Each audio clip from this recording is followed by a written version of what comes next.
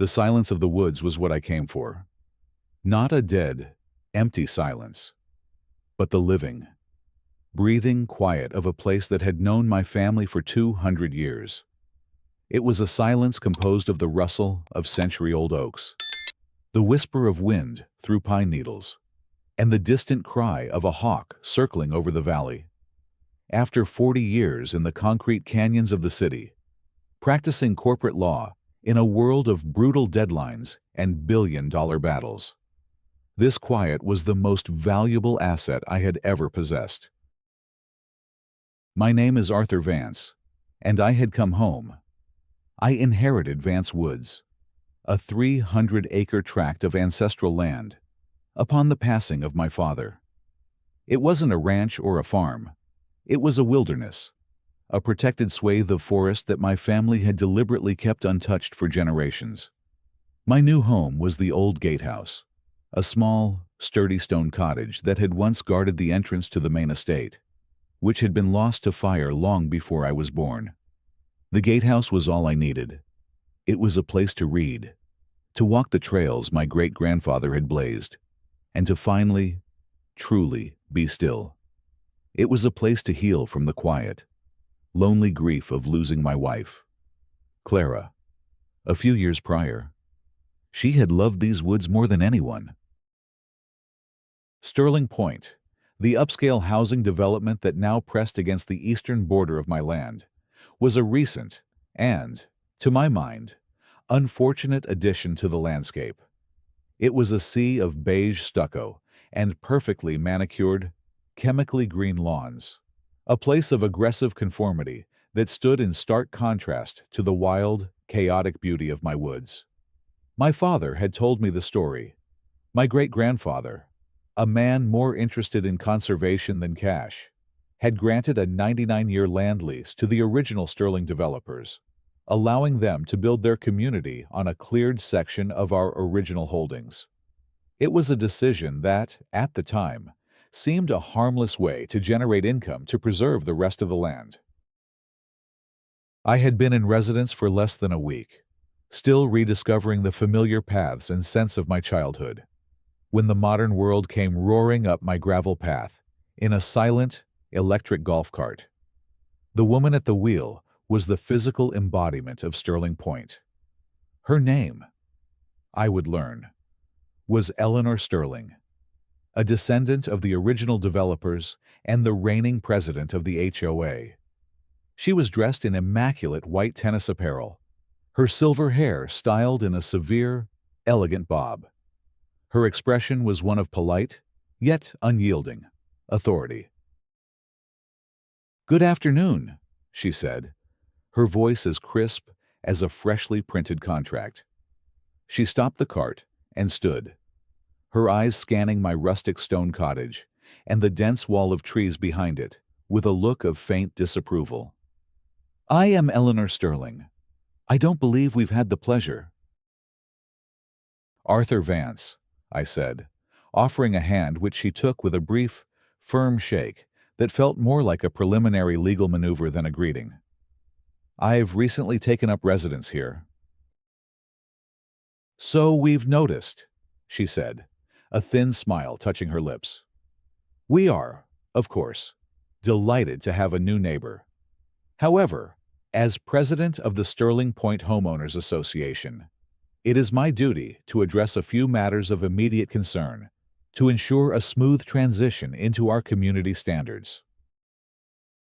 A familiar weariness, the kind I used to feel at the start of a long and pointless deposition, began to settle over me.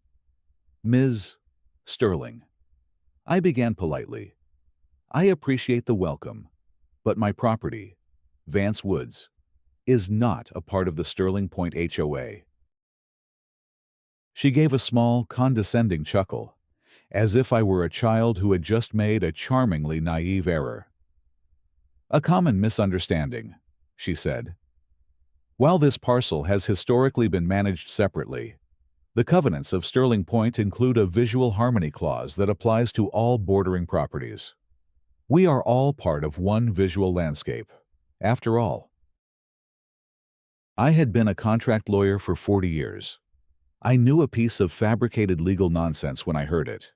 A visual harmony clause that extended beyond deeded property lines was a fantasy. She then pointed a perfectly manicured finger toward the edge of my woods, where a magnificent, ancient oak stood. It had been struck by lightning years ago and was now a stark, skeletal sculpture, a natural monument and a haven for woodpeckers and owls. "That dead tree, for example," she said, her voice taking on a grave tone. "It is a significant aesthetic nuisance and, frankly, a safety hazard. It is in clear violation of our community's landscaping and safety ordinances." I stared at the tree, a landmark I had known and loved my entire life, now being framed as a violation. "I have taken the liberty of preparing a formal warning notice," she continued, handing me a thick, cream-colored envelope. "You have 30 days to have the tree professionally removed. We have a list of approved arborists, of course. We find it's best to be proactive about these things to maintain our community's cohesion and property values." She smiled again, a smile of absolute, unshakable certainty in her own authority.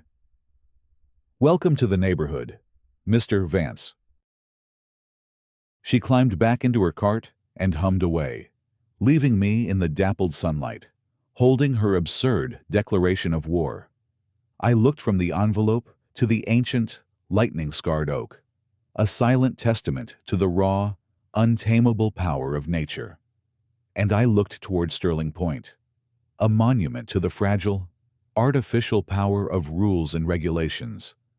A conflict between those two worlds, I realized, was not just likely, it was inevitable. The formal fine arrived, as predicted, 30 days after the initial warning. The cream-colored envelope was identical to the first, but its contents were more aggressive. A $100 fine for failure to rectify an aesthetic and safety violation, with a sternly worded paragraph about escalating penalties for continued non-compliance.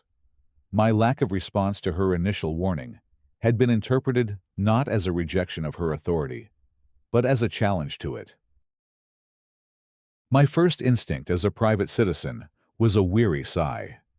A part of me, the part that had come here seeking only quiet contemplation, considered the path of least resistance. I could hire an arborist, have the magnificent old oak removed, pay the fine, and hope that this small act of appeasement would satisfy her and buy me the peace I craved. It would be a betrayal of the wild spirit of the woods, but perhaps a necessary sacrifice. But then, the lawyer in me took over. 40 years of my life had been dedicated to the principle that words on a page matter, that contracts have meaning, and that the law is not a blunt instrument for bullies, but a framework to be respected. To yield to her legally baseless demands would be a betrayal of my entire professional life. It would be an admission that her fabricated authority was more real than the ink on a 200-year-old deed. That evening, I did not write a check. I went into the old study in the gatehouse, a room lined with the leather-bound books of my ancestors. I opened the heavy iron safe, a relic from the 19th century, and retrieved the foundational document of Sterling Point, the master land lease. It was a thick, vellum document, signed in 1925 by my great-grandfather, Alistair Vance, and Eleanor's husband's grandfather, Theodore Sterling. I spread the fragile document out under the warm light of my desk lamp. The language was archaic, but the legal principles were timeless, and, to my trained eye, crystal clear. I spent the next 2 hours reading it, not as a historical curiosity, but as an active contract. My mind, long accustomed to dissecting complex corporate agreements, lit up with the familiar process of legal analysis. I noted the precise demarcation of the leasehold, the 99-year term, and the detailed list of responsibilities for both the lessor, my family, and the lessee, the Sterling development. I searched for any mention of a visual harmony clause, or any covenant that could possibly be interpreted as giving the lessee aesthetic control over the lessor's retained property. There was nothing, not a word, not a hint. Her entire legal premise was a ghost, a fiction she had created out of thin air. The lease, however, did contain several clauses that I found very interesting.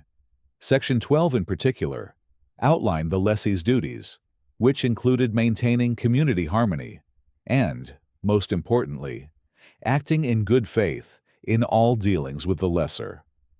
I took a high-resolution photograph of that section with my phone. Armed with this, I drafted a response. It was not an angry letter, but a cool, professional, and legally precise document. To the Board of Directors of the Sterling Point Homeowners Association, it began. This letter is in response to your notice of fine dated October 4th, 2025. Please be advised that the property known as Vance Woods, County Parcel ID 772A, is not and has never been subject to the covenants, conditions, and restrictions of the Sterling Point HOA. Your authority is strictly limited to the boundaries of the leasehold, as defined in the Master Land Lease Agreement signed by Alistair Vance and Theodore Sterling on June 12, 1925. Your claim of a visual harmony clause extending to my property has no basis in the foundational legal documents governing your development. Therefore, the fine levied against me is legally null and void. Any further attempts to enforce your bylaws on my property will be viewed as harassment. I sent the letter via certified mail with a return receipt requested. I was not just responding. I was creating a clear, documented record of my legal position. Eleanor's reply arrived a week later. It was a short, breathtakingly arrogant letter. She did not address any of the legal points I had raised. She simply stated, "The internal bylaws of our modern community, as voted on by our board, supersede any archaic agreements from a century ago. The fine now stands at $200 due to your continued non-compliance."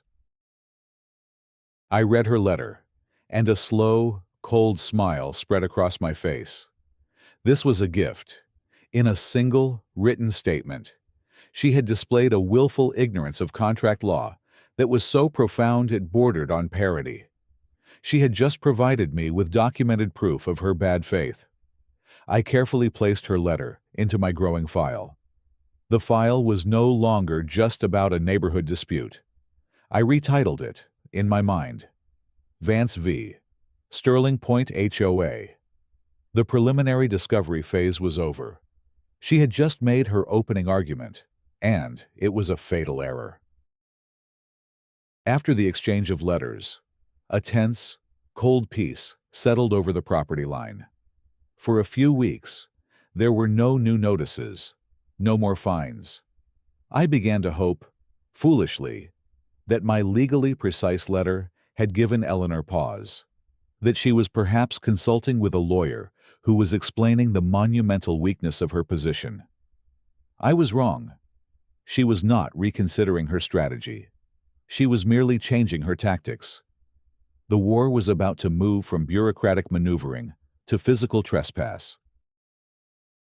The target was a beautiful, thriving cluster of dogwood saplings that grew near the fence line, deep within my property.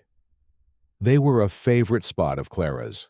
She had loved to watch them bloom in the spring, their white flowers like a constellation of stars in the deep green of the woods. Their beauty was subtle, natural, and completely at odds with the rigid, manicured aesthetic of Sterling Point. I came home one afternoon from a trip into town to find them gone. Not just trimmed, but utterly destroyed. Someone had come onto my land with a chainsaw and had cut them down to the stumps. The branches and the delicate, now wilting flowers were piled in a heap. a brutal testament to the violation. Beside the pile, staked into the ground, was a small, laminated sign that read, "Property of Sterling Point HOA, View Enhancement Project." I stood there, the grocery bag slipping from my grasp, a feeling of profound, icy rage washing over me. This was no longer about a dead tree or a disagreement over bylaws. This was a physical invasion. This was the willful destruction of a part of my land that held deep, personal meaning. And the sign, the arrogant, triumphant little sign, was a declaration that they believed they had the right to do it. My first impulse was to storm over to Eleanor's house, to confront her directly with this criminal act. But the lawyer in me, the man who had won countless cases, not through emotion, but through cold, hard evidence, held me back. A shouting match would accomplish nothing. It would be my word against hers. What I needed was not a confrontation. I needed a case. I went back to the gatehouse and retrieved my professional-grade digital camera, the one I used for documenting evidence in complex litigation. For the next hour, I worked the scene like a crime scene. I took dozens of photographs from every conceivable angle, documenting the stumps, the pile of branches, the tracks leading from the fence line, and, most importantly, the sign they had so foolishly left behind. I used the GPS function on my camera to geotag every single photo, creating a verifiable record of where each shot was taken deep within the boundaries of my property. My internal monologue was no longer that of a grieving husband, but of a litigator preparing for trial. This act transforms the dispute. We move from a civil matter regarding covenant enforceability to criminal trespass and destruction of property. The burden of proof shifts. The plaintiff, Vance, now has clear, documented evidence of a tortious act. The next day, I made 2 calls. The first was to a land surveying company. "I need a crew out here as soon as possible," I said. "I want my entire eastern property line remarked. I want every single boundary marker flagged and certified. Urgently." It was a subtle, but clear, message. I was formally re-establishing my territory. The second call was to my old law partner, Ben Carter, a man whose mind was as sharp and ruthless as a shark's tooth. "Arthur," he boomed through the phone, "I thought you'd be off wrestling bears or something by now. Don't tell me retirement is already boring you." "Far from it, Ben," I said, my voice quiet and hard. "I'm dealing with a small-time tyrant who has a rather inflated sense of her own legal authority. She seems to believe her HOA's bylaws function as an annexation treaty. It's just escalated to criminal trespass and destruction of property." "Well, that's more exciting than our usual merger and acquisition work," Ben said, his tone shifting from friendly to professional. "What do you need?" "I need you to draft a cease and desist letter," I said. "A real one. The kind that makes a person's blood run cold. I want it to cite the specific state statutes for criminal trespass and property destruction. I also want you to begin the process of filing a civil suit for damages. And while you're at it, can you pull the financials and the list of board members for the Sterling Point HOA? I want to know their cash reserves, their insurance carrier, and who exactly I'll be naming in the lawsuit." "Consider it done," Ben said. "Sounds like you're not just trying to scare them off. Arthur, sounds like you're preparing for a full-scale siege." "Something like that." "Ben," I replied, looking out my window at the newly remarked property line. The bright orange surveyor's flag's a stark, defiant border. Something exactly like that. The cease and desist letter, delivered by a process server to Eleanor's front door, had the immediate effect of halting any further physical incursions onto my property. A cornered animal, however, does not simply give up. It changes its method of attack. Barred from my land by the threat of immediate legal action, Eleanor turned her campaign of harassment toward my reputation, using the Sterling Point online forum as her personal battlefield. She was clever. She never mentioned the cease and desist letter. To her followers, she was still the strong, proactive leader, and I was the uncooperative villain. She could no longer find me or destroy my trees. So she set about destroying my character with a series of carefully crafted, slanderous posts. Her new narrative was that I was not just a negligent neighbor, but a dangerous one. She began with a post titled, "A Note on Forest Management and Fire Safety." Dear neighbors, it began, her tone oozing with manufactured concern. As we enter the dry season, I feel it is my duty to express my profound concern about the unmanaged woods bordering our community. The owner of this property has refused all our community's good faith efforts to create a safe, fire-defensible space. This shocking negligence, with its dead trees and overgrown underbrush, poses a direct and immediate threat to the safety of our homes and our children. It was a masterful piece of propaganda.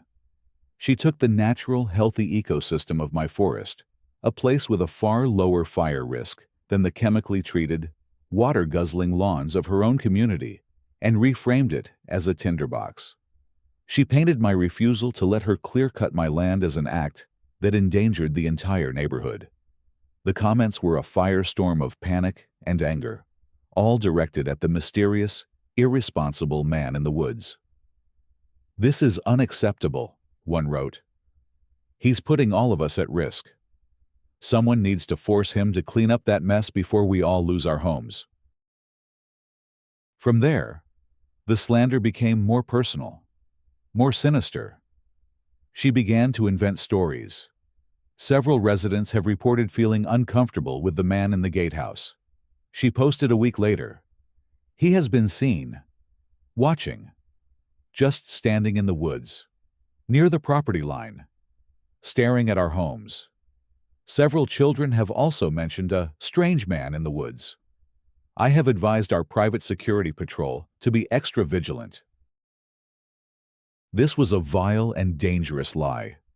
My walks in the woods were my therapy, my private communion with nature and with the memory of my wife. She was twisting my grief and solitude into something predatory. She was painting me as a creep, a potential threat to children. This was the post that prompted another call from Ben. His voice was cold with fury. "Arthur, this is no longer just harassment. This is libel per se. She is accusing you of behavior that could be construed as criminal. We can sue her for defamation into the next century. I can have that website shut down in an hour." "No, Ben," I said, my voice a low, steady calm that I didn't entirely feel. The accusation about the children had cut me to the quick, but I knew that reacting with anger was what she wanted. It would validate her narrative that I was unstable. "Don't shut it down. Let her keep talking." "Let her?" Ben asked, incredulous. "Arthur, she's calling you a potential predator on a public forum. And she's creating a permanent, verifiable record of her own malice while doing so." I countered, the lawyer in me taking over. Every post is another exhibit. Every lie is another nail in her coffin. We are not going to get into a public shouting match with this woman. We are going to build a case so absolute, so overwhelming, that when we finally act, she will have no defense, no escape, and no sympathy. I instructed him to continue his preparations for the lawsuit, but to hold off on filing. I wanted to let her escalate one more time. I knew she would. Her attacks were becoming more frantic, more desperate. She was like a gambler on a losing streak, making larger and more reckless bets, convinced the next one would be the winner.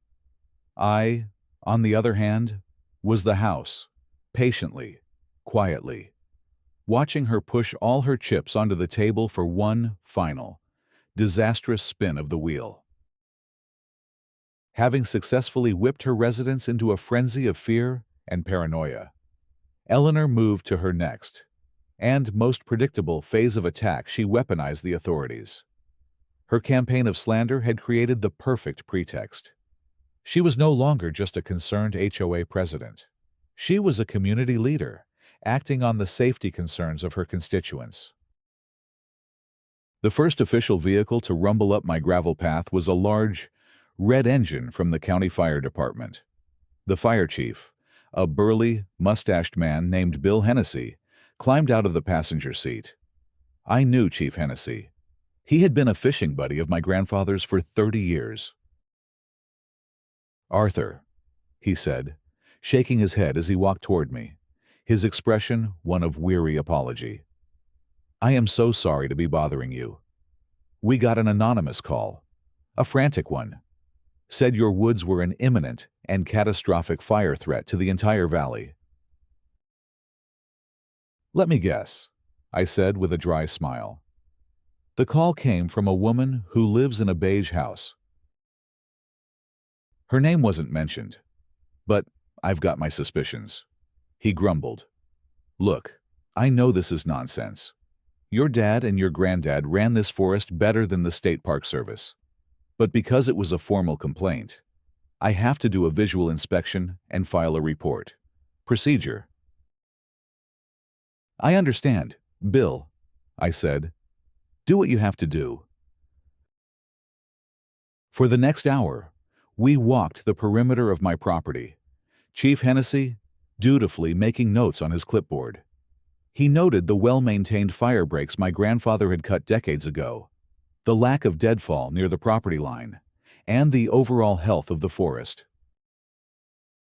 "It's just like I knew it would be," he said as he prepared to leave. "Healthier than my own backyard. I'll file the report. It'll say this complaint was baseless and likely malicious. Maybe that'll get her to back off." "I wouldn't bet on it, Bill," I said, "but I appreciate you." He was right to be skeptical. A week later, a truck from County Code Enforcement arrived. The complaint this time was about an unpermitted structure deep in the woods. The inspector, a young man who looked barely out of college, had to hike nearly 2 miles with me to find the structure in question, an old, elevated hunting blind that my great-grandfather had built out of oak timbers in the 1930s. It was a historic relic, not a building code violation. The inspector was furious about the wasted time and the long, muddy hike. His report, I later learned, was scathing in its criticism of the anonymous complainant. Each visit was a minor victory for me. Each official report that declared her complaints baseless was another piece of evidence for my file, another testament to her pattern of harassment. But I knew she wouldn't stop. Her ego was too deeply invested now. During this period, I spent more time poring over the master land lease, not for defense, but for offense. A good lawyer knows that the best defense is a powerful counterclaim. I was no longer just interested in the clauses that protected me. I was looking for the clauses that she, as the representative of the lessee, was violating. My eyes kept returning to Section 12, Clause 4. The lessee and its appointed board shall be responsible for the maintenance of infrastructure, the payment of all associated property taxes, and the preservation of community harmony. Community harmony. It was a beautiful, wonderfully ambiguous phrase, a legal term of art. I took out a yellow legal pad and began to outline an argument. I listed every action Eleanor had taken: the fraudulent fines, the destruction of my trees, the campaign of slander, the baseless reports to authorities. Could one argue that this pattern of behavior, This systematic harassment of the lesser constituted a failure to preserve community harmony. Could one argue that her actions, which had created an environment of hostility and conflict, were a direct violation of one of the core tenets of the lease agreement? A slow, cold smile spread across my face. It was a brilliant legal argument. It was unexpected. It was powerful. It changed the entire dynamic of the conflict. I was no longer just the defendant in her petty war. I was the plaintiff in a much larger one. I was no longer just protecting my property from her bylaws. I was preparing to use the foundational document of her entire existence, the lease, as the weapon of her destruction. All I needed was one final, undeniable act of bad faith. One grand, reckless gesture that would prove my case beyond any shadow of a doubt. I knew, with an absolute certainty, that she would provide it. The final, spectacular escalation was a masterstroke of hubris and desperation. Having failed to break me with fines, vandalism, slander, or the authorities, Eleanor decided to bring the full, crushing weight of the HOA's financial power down upon me. She called an emergency closed-door meeting of the Sterling Point HOA board. I learned later, from a board member who resigned in disgust, what transpired in that meeting. Eleanor, using the fear and paranoia she had so skillfully cultivated, convinced the other board members that I was not just a nuisance, but an existential threat to their property values. She argued that my refusal to comply was a sign of disrespect that, if left unchecked, would embolden other residents to defy their authority. She presented a wild, almost comical legal theory that their visual harmony bylaw gave them the right to levy fines for violations on my property, even if they couldn't directly enforce them. Then, she unveiled her master plan. She proposed levying a single, massive cumulative fine against me for every violation they had ever documented. Every day, the barn paint was non-compliant. Every day, the 80-year-old fence stood. Every square foot of unmanaged undergrowth. Every single dead branch on every single tree that was visible from their property line. They backdated the fines for months, applying daily escalating penalties. The final figure was designed to be a weapon of financial annihilation. It was a number so large, so absurd, that it was meant to be terrifying. The grand total of the fine was $250,000. The formal notice arrived a few days later, delivered by a grim-faced courier. It was a thick, professionally bound document, looking more like a corporate prospectus than an HOA fine. It detailed, page after page, every single ludicrous charge that contributed to the $250,000 total. The final page contained the threat: I had 30 days to pay the fine in full. Furthermore, I was required to immediately begin a remediation project, which included repainting the barn, replacing my historic fence with a modern vinyl one, and, most egregiously, clear-cutting a 100-foot wide safety and aesthetic buffer along the entire length of my property line bordering their development. It would mean the destruction of hundreds of mature, healthy trees. If I failed to comply with these demands, the letter concluded, the Sterling Point HOA would place a lien on my property for the full amount of the fine and initiate a lawsuit to foreclose on that lien. They were going to try to use their manufactured fine to legally seize a portion of my ancestral land. I sat in my grandfather's leather armchair, the ridiculous document in my lap, and I began to laugh.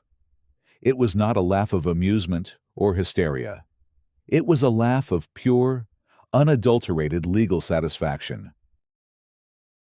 This was it, the final, fatal overreach, the undeniable material breach of contract. This document, this insane, fraudulent, and extortionate demand, was the most beautiful gift she could have ever given me. It was a signed confession of her bad faith. It was the capstone of my case against her. I picked up the phone and called Ben. "Ben," I said, my voice calm and clear. "It's time." She took the bait. "What did she do?" he asked, a note of excitement in his voice. "She sent me an invoice," I said, "for $250,000. And she's threatening to place a lien on my property." There was a moment of stunned silence on the other end of the line, followed by a low whistle. "Oh, Arthur," Ben said, his voice filled with a lawyer's glee. "She has no idea what she's just done. Does she?" "Not a clue," I replied. "Cancel my appointments for Friday. I want you to drive out here. And Ben, bring the original, signed copy of the master land lease. Both of them. It's time we reminded the tenants who owns the building." The venue Eleanor chose for my public execution was a community town hall held on the sprawling, perfectly manicured lawn in front of the Sterling Point Clubhouse. She had advertised it for a week on the community forum, billing it as a crucial meeting to discuss the ongoing safety and property value threat posed by the unmanaged Vance Woods property. She had invited the local press. She had even, in a move of supreme confidence, arranged for 2 sheriff's deputies to be present to keep the peace. She intended to publicly shame me, declare my non-payment of the massive fine, and announce the HOA's lawsuit against me in front of the entire community. I arrived on foot, walking from my gatehouse down the path that bordered her kingdom of beige. Ben was with me, carrying a handsome, well-worn leather briefcase. As I walked onto the lawn, a hush fell over the crowd of residents. They parted before me like the Red Sea, their faces a mixture of hostility, fear, and curiosity. I was the monster from the woods, finally emerging from my lair. Eleanor stood at a podium, a large screen behind her displaying a picture of my grandfather's non-compliant barn. She was glowing, radiant with the thrill of impending victory. She watched me approach, a smug, triumphant smirk on her face. "Well, well," she said into the microphone, her voice dripping with condescension. "Look who decided to show up. Mr. Vance. How good of you to join us. I trust you've brought your checkbook." A wave of cruel laughter rippled through her supporters in the crowd. "I'm not here to pay, Eleanor," I said, my voice calm and steady, carrying easily in the quiet air. "Of course, you're not," she sneered. "Then I assume you're here to be publicly served." She held up a thick document, the lien she intended to file. "This is a legal lien against your property for the sum of $250,000 for continued and flagrant violations of our community covenants. Since you have refused to be a good neighbor, we will now proceed to be your creditors." She gestured to the 2 sheriff's deputies. "Deputies," she commanded, "this man is now officially in arrears with our community. I would like him escorted off our common grounds as a trespasser." The deputies, 2 young men who looked deeply uncomfortable, began to walk toward me. "Deputies," I said, holding up a hand. My voice was not loud, but it had an authority that made them pause. "Before you take another step, you should be aware that it is Ms. Sterling and every resident here who is, in fact, trespassing." A confused murmur went through the crowd. Eleanor laughed out loud. "Delusional. He's utterly delusional." I ignored her. "Ben," I said quietly. Ben stepped forward and placed his leather briefcase on the table in front of the podium. He opened it and produced a single, massive, yellowed vellum document, the original, signed Master Land Lease from 1925. He unfolded it with the care of a scholar handling a sacred text. I stepped to the podium, standing beside the sputtering, furious Eleanor. I addressed the crowd. "My name is Arthur Vance," I began, my voice clear and strong. "My family has owned the land you are currently standing on for 200 years. What your president, Ms. Sterling, has so conveniently failed to understand, or perhaps failed to disclose, is that her entire development, this clubhouse, the tennis courts, every single one of your beautiful homes is built on land that is not, and has never been, owned by the Sterling Point Development Group." I gestured to the document Ben was holding. "This is the 99-year master land lease, signed by my great-grandfather and Theodore Sterling. Your homes, your community, your entire existence here is predicated on this lease. You are tenants. My family are your landlords. I own this neighborhood." A tidal wave of shock and disbelief washed over the crowd. Husbands and wives turned to each other, their faces pale. The two deputies had stopped dead in their tracks. I picked up the $250,000 fine notice from the podium. "You cannot place a lien on a property that you are leasing from the man you are trying to lien," I said, my voice dropping as I explained the absurdity of her threat. "It is a legal and financial impossibility. You cannot foreclose on your own landlord." I then let the notice fall from my fingers to the ground. I looked directly at Eleanor, whose face had gone from smug to horrified to a shade of white I had never seen on a living person.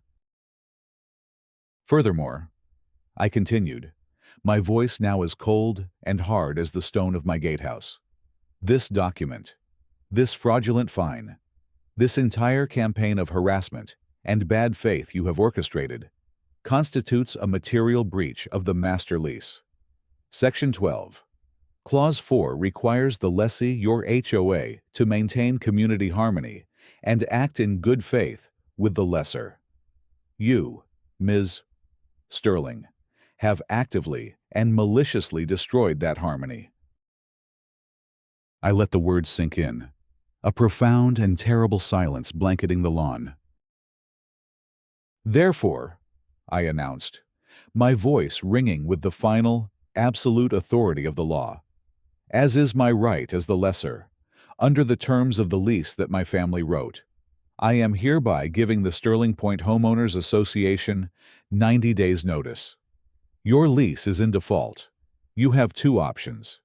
You can immediately dissolve your current leadership and come to my lawyer's office to renegotiate the terms of your tenancy with me in good faith. Or, at the end of 90 days, the master lease will be terminated, which means every single one of you will be served with eviction notices." The aftermath was pure, unadulterated chaos. The moment the word evicted left my lips, the crowd of homeowners turned on Eleanor Sterling with the ferocity of a cornered mob. The very people who had been her loyal supporters minutes before were now screaming at her, demanding to know how she could have been so reckless, so arrogant, as to jeopardize their homes, their life savings, over a dead tree and a painted fence. The sheriff's deputies, realizing the monumental shift in power, simply stood back and watched as her kingdom crumbled around her. Her fall from grace was absolute. That very night, an emergency meeting was called, and she was unanimously voted out as president and removed from the board in disgrace. But that was just the beginning. In the weeks that followed, a class action lawsuit was filed against her by the residents of Sterling Point for gross negligence, fraud, and breach of fiduciary duty. They sought to hold her personally and financially responsible for the legal jeopardy in which she had placed the entire community. Financially ruined by legal fees and socially ostracized by the neighbors she had once ruled, Eleanor and her husband sold their home at a fire sale price and moved away. They vanished from the community, leaving behind nothing but the wreckage of her ambition. In her place, a new, humbled, and terrified HOA board was formed. Their first official act was to send a letter to my lawyer, Ben, formally requesting a meeting. As a man of law and honor, I had no desire to evict hundreds of families from their homes. My action had been a necessary check on a power that had grown cancerous. I met with the new board. We threw out the old, convoluted lease from 1925 and, with Ben's expert guidance, drafted a new, modern, and fair master lease agreement. It clearly defined the rights and responsibilities of both parties and ensured that no future HOA board could ever again harbor the delusion that their authority extended beyond their own property lines. As a gesture of goodwill, I even established a trust, funded by a portion of the lease payments, dedicated to the preservation and maintenance of Vance Woods, ensuring it would remain a wild, beautiful sanctuary for generations to come. With the new agreement in place, a real and lasting peace finally settled over the valley. The war was over. The silence I had come for was no longer threatened. I was no longer just the strange man in the woods. I was the benevolent landlord, a respected and, perhaps, slightly feared figure who was, most importantly, left alone. I could walk the trails of my ancestors, sit in the quiet of my stone cottage, and listen to the living, breathing silence of the woods, finally, truly, at peace.